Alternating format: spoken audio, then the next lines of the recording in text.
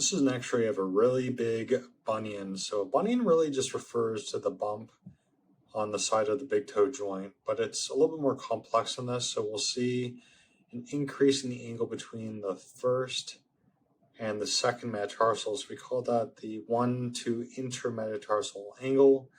When that happens, the big toe starts to deviate in the opposite directions towards the baby toe.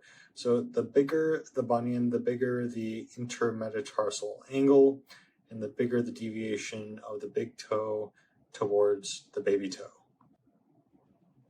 Ultimately, this patient was having significant pain in shoes associated with the bump here, so she did elect to undergo surgical correction.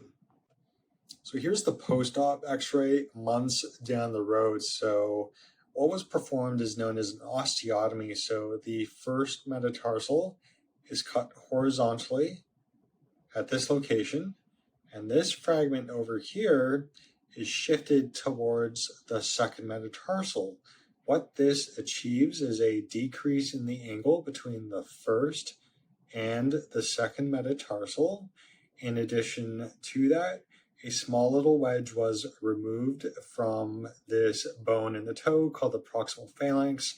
This is known as an Aiken osteotomy and allows for some of the soft tissues and tendons to be put into a better position, but also allows the big toe to be even straighter. So you can see that the prominence is now gone. There's been a reduction in the size of the deformity, and the patient did quite well, and she's back into regular sneakers. In fact, she was back in regular sneakers around 4 weeks post-op, and normally these patients are back to higher impact activities like running, athletics, that sort of thing, around 10 to 12 weeks post-op.